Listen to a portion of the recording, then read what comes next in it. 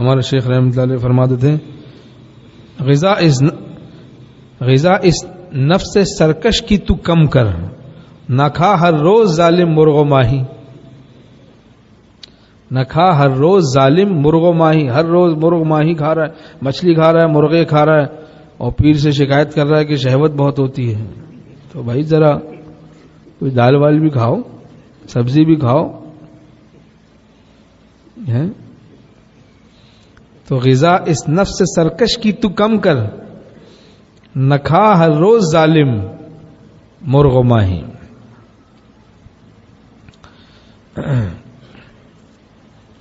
یہ غذا میں بھی اعتدال رکھنا چاہیے نا.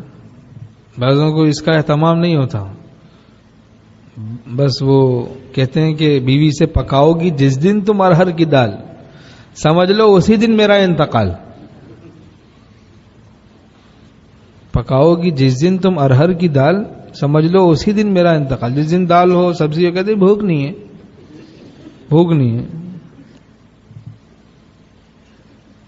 پہلے ہی دیکھ لیا، پھر گھوم پھر کے کہیں کچوری سموسے کھا کے آ گئے. یہ نہیں بتا رہے میں باہر بازار میں کھا پی کے آیا ہوں، چونکہ اس میں شان گھٹتی ہے. اور ایک شان بھی بنا کے رہنا ہے کہ بھوک نہیں ہے، بس موڈ نہیں ہے کھانے کا.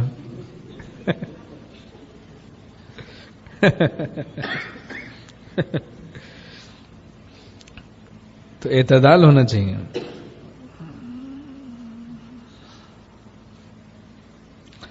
ایک بہت بڑے ڈاکٹر نے یہ بات بتائی کہ بڑے بڑے امراض، یہاں تک کہ کینسر کے بھی اسباب میں سے یہ بھی ہے کہ انسان مرغن غذائیں کھائے، بس کھاتا رہے، اور چہل قدمی یہ سب چیزیں نہ ہوں، محنت نہ ہوں، بس بیٹھا رہے، تو اس سے بھی فساد پیدا ہوتا ہے اندر.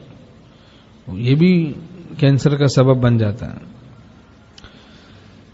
تو جیسے مشغول آدمی شیطانی چکروں سے محفوظ رہتا ہے، ایسے چلتا پھرتا آدمی بہت سی بیماریوں سے محفوظ رہتا ہے. لیکن ایسی جگہ نہ چلیں پھریں، کہیں پارک چلے گئے، ناپاک ہو کے آ گئے. مولانا ابرار الحق صاحب رحمۃ اللہ فرماتے تھے آج کل کے پارک اکثر ناپاک ہیں، پاک نہیں. وہاں آدمی جائے تو بس بدنگاہی ہو جاتی ہے.